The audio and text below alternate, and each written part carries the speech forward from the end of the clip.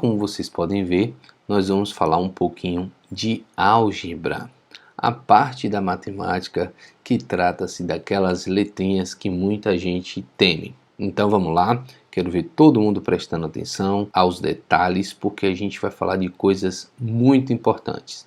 Essa aula de hoje ela vai ser dividida em várias partes e eu quero que vocês acompanhem parte a parte e depois olhem a descrição em quais exercícios nós teremos que praticar em cada parte do vídeo. Vamos começar. Vamos falar um pouquinho de história. O primeiro documento histórico, um dos primeiros, foi o papiro de Hermès, que foi um escriba egípcio, mas esse papiro ficou mais conhecido como o papiro de Hind, o escocês Henry Hind, que descobriu em 1858. Esse papiro ele tinha 85 problemas e para a época esses problemas eram muito difíceis. Por exemplo, uma quantidade e a sua quarta parte adicionados dão 15. Qual é essa quantidade? Pause o vídeo, pense um pouquinho que vocês vão chegar nessa resposta, eu tenho certeza absoluta. E aí? O que é que vocês acharam? A resposta dessa questão é 12. A quantidade é 12. A quantidade 12 somado com a quarta parte, que é a quarta parte de 12 é 3. E essa soma realmente dá 15.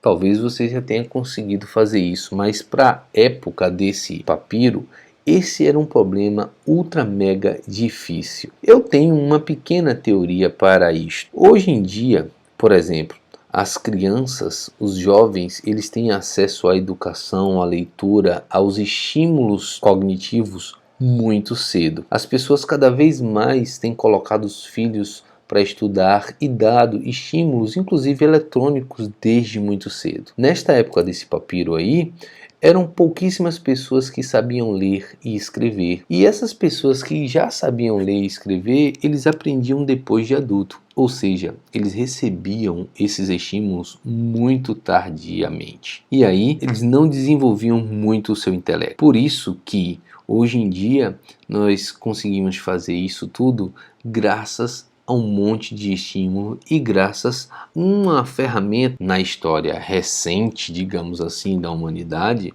que foi a álgebra. Quando a gente escreve isso aqui, ó, uma quantidade que é x mais a sua quarta parte dá 15, a gente monta isso aqui em uma equação e resolve isso facilmente. E aí, você se pegou olhando para essa equação e ficou assim, será que eu sei resolver ela? Deem atenção a ela, eu espero que vocês saibam, tá ok? Vamos continuar falando de história. Aqui nós temos um outro fragmento histórico que é o manuscrito de Lilavati. Esse aí já é de 1150 e ele tem 278 versos. Ele tem muito mais, é um manuscrito indiano, galera. Esses manuscritos eram feitos inclusive para testar a inteligência das pessoas, para ver quem é que tinha o QI alto.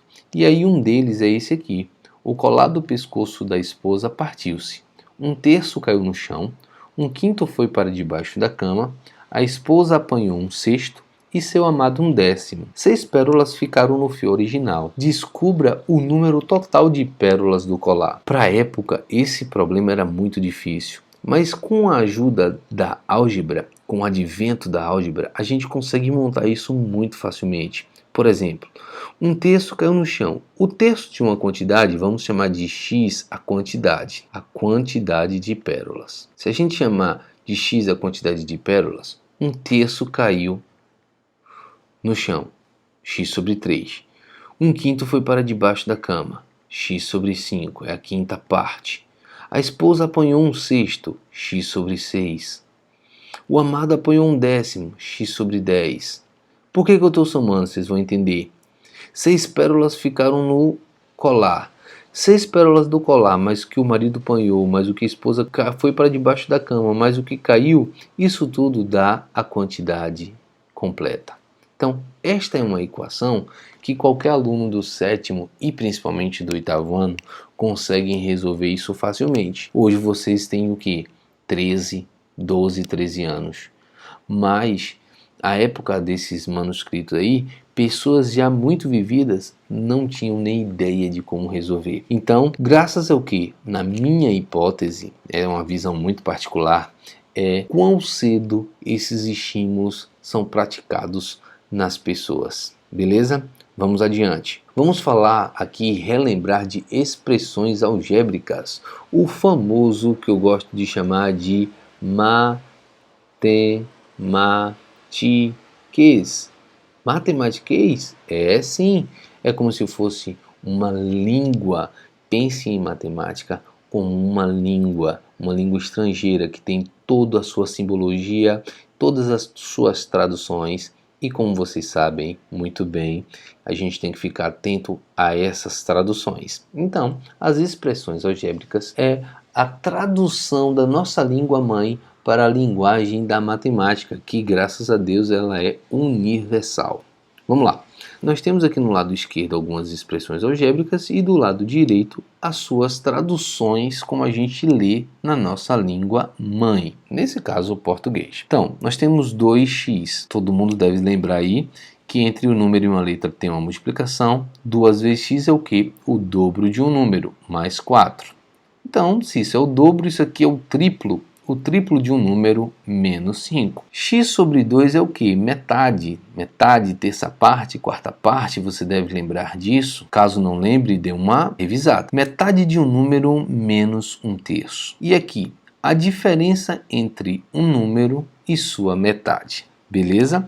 Fiquem atentos quanto a uma coisa que eu vou fazer para vocês aqui neste cantinho do nosso quadro aqui. Vocês já devem ter visto eu fazer isso diversas vezes nas nossas aulas, que são as operações. Fiquem atentos que no Matematiquês a gente chama essas operações normalmente pelo resultado dessas operações. Aqui nós temos uma adição, mas o resultado disso chama-se soma.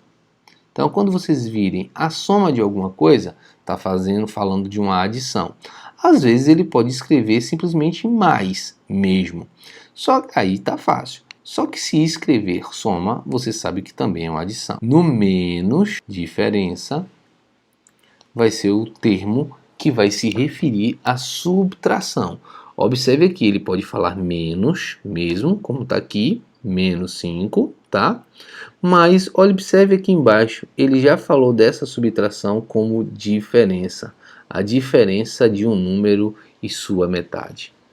A multiplicação a gente vai chamar de quê? De produto. Que lembre-se de fator, fator e produto. A ordem dos fatores não altera o produto. Produto é o resultado da multiplicação e quociente é o resultado da divisão. Na potenciação se chama potência, na radiciação se chama raiz. Esse aqui é que o pessoal mais lembra porque é mais fácil. Tranquilo? Vamos agora para outra página onde nós teremos mais expressões algébricas para nós treinarmos o nosso matematiquês. Vamos adiante? Vamos lá. Traduzindo algumas expressões algébricas. A média aritmética de um número com sua raiz quadrada. O que é média aritmética, Beni? É somar, por exemplo, eu tenho um número, que eu estou chamando de x1, eu tenho um x2. Se eu for somar só esses dois, eu divido por 2. Mas se eu tivesse x1 mais x2 mais x3, eu teria que somar. Eu tinha 3 notas e vou dividir por 3. É o que geralmente a gente faz nas escolas. Se eu tenho 4 notas, eu divido por 4. Isso é chamado de média aritmética. Vocês podem estar perguntando assim, mas existem outros tipos de média, Beni? Existe, meus queridos. Só vou citar alguns nomes aqui para vocês saberem, só a título de curiosidade. Nós temos a média aritmética, que é essa, nós temos a média geométrica, nós temos a média harmônica. Existem outras médias que são utilizadas inclusive em estatística. Mas vamos aqui. Então, a média aritmética de um número com sua raiz quadrada. O número é x e a raiz quadrada. Então, eu tenho dois números, então vai ter que ficar dividido por 2. O número é x e a sua raiz quadrada. A raiz quadrada de x. Então, aqui nós temos uma frase em português e aqui nós temos a tradução disso na linguagem matemática. Outra coisa que eu quero chamar a atenção. Esse pronome possessivo sua aqui, ó. O que é que isso quer dizer? Eu jamais poderia ter feito dessa forma. x mais a raiz quadrada de y dividido por 2. Nesse caso aqui está errado, porque se vocês virem esses pronomes sua, seu, desse, dessa, isso quer dizer que nós estamos nos referindo à mesma incógnita, à mesma variável que estávamos falando antes. Então, se é x e a sua raiz quadrada é raiz quadrada de x. Se é x com o seu dobro, é o dobro de x também. Vai ser sempre x, bem, depende. Se ele não disser nenhuma letra, você pode usar a letra que você quiser. Pode ser qualquer letra do alfabeto, desde que seja minúscula. Por que a gente faz x e y? É só uma questão de costume. As pessoas se acostumaram a escrever, os primeiros matemáticos escreveram os seus livros, os seus manuscritos com x e y. Outras pessoas foram aprendendo, talvez até pensando que aquilo fosse uma regra, começaram a transcrever e isso foi passando costumeiramente ao longo do tempo. Mas você pode usar qualquer letra minúscula. Por que não maiúscula, Beni? Porque na linguagem matemática a letra maiúscula quer dizer outra coisa. Só para matar a curiosidade de vocês, uma letra maiúscula quer dizer uma localização, um ponto no mapa, por exemplo. Ou um vértice de uma figura, que também é um local. Um número x sobre a raiz de 3.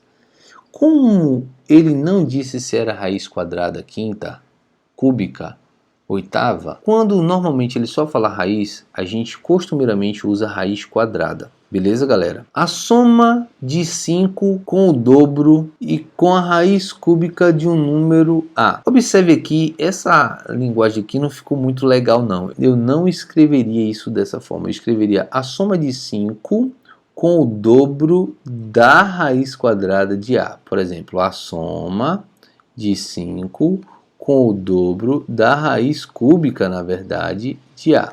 Essa é a tradução. Então, isso aqui ficou um pouco mais ou menos escrito. A raiz quadrada de um número x adicionado a 5. A raiz quadrada de um número x adicionado a 5. Mas, bem, eu pensei que era assim, ó, raiz quadrada de um número x adicionado a 5. Presta atenção, galera, essas coisas são diferentes. Aqui é a raiz quadrada de x adicionada a 5. Quando ele falou raiz quadrada primeiro, ele está falando que é a raiz quadrada de tudo. Aqui seria assim, ó, a soma da raiz de x com 5. Ele ia ter que fazer o 5 depois. Prestem bem atenção nisso aí. O dobro do produto de dois números inteiros consecutivos.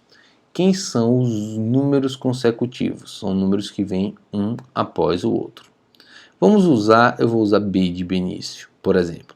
Se eu tenho um número B, quem é o consecutivo dele? B mais 1. E o consecutivo desse B mais 1? B mais 2. E assim vai. Porque esse B é quem? Eu não sei. Se esse B for 5, esse é 6 e esse é 7. Se esse B for 10, aqui é 10, aqui é 11, aqui é 12. Então isso sempre vai funcionar. Tranquilo? Vamos ver de novo o que ele está pedindo aqui. O dobro do produto de dois números inteiros consecutivos. Deixa eu só apagar aquilo que eu tinha feito aqui, porque eu não vou fazer exatamente isso aqui não. Vamos apagar para começar de novo. Tranquilo? Vamos lá. O dobro do produto de dois números inteiros consecutivos. Os dois números inteiros consecutivos são B e B mais 1. Se eu estou usando B, poderia ser x, x mais 1, tá? O dobro do produto. Dobro é duas vezes.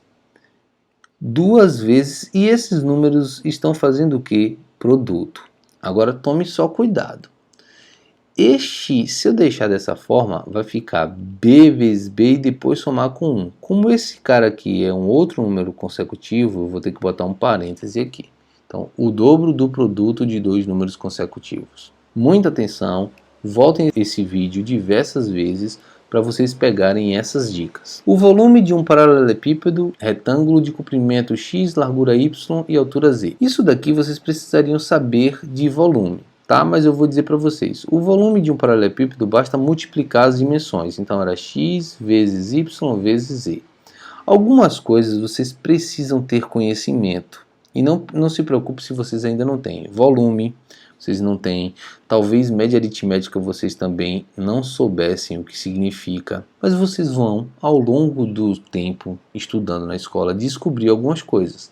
Mas traduções mais básicas vocês têm a obrigação de saber. Por exemplo, a soma dos inversos de dois números reais não nulos A e B. Não nulos é porque não pode ser zero. Então, o que são inversos de um número? É trocar a posição de numerador e denominador. Quem é o denominador de A, Beni? É 1. Então, quem é o inverso de A? É 1 sobre A.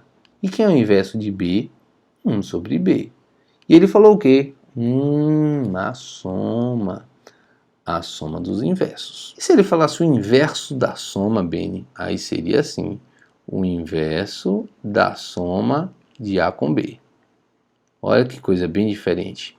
A soma de inversos, o inverso da soma. Sabendo um pouquinho de português, aqui está falando de plural, soma de inversos, plural, e aqui é o inverso singular, o inverso só da soma. Então a resposta é essa daqui. Tá? Deixa eu até riscar isso daqui. Se eu não quero, vou até apagar isso aqui para ficar mais bonitinho. Vou apagar esse daqui, tá? Que eu não quero esse. Nosso conteúdo. Continuando, a razão entre o triplo. Para quem não lembra, o que é razão? Razão é uma divisão que a gente poderia fazer com dois pontinhos também. Não sei se vocês se lembram disso do sexto ano. A razão de 2 para 3. Pode escrever assim ou pode escrever assim. Então, o que é razão? É uma divisão entre o triplo e a raiz quadrada de um número real k. O triplo de k é isso, e a raiz quadrada de um número k é isso. Então, de novo, a razão, uma divisão entre o triplo de k e a raiz quadrada também de k. Beleza? Dessa vez ele não falou de sua, de seu, mas ele falou assim, ó, entre o triplo e a raiz quadrada, o triplo e a raiz quadrada de quem? De k. Tranquilo, meus queridos? Essa nossa primeira aula vai ficando por aqui. Vocês vão olhar na descrição lá do vídeo quais são as questões que eu quero que vocês façam para treinar essas expressões e de olho no próximo vídeo que a gente vai tirar algumas dúvidas. Valeu? Um abraço e até a próxima. Tchau, tchau!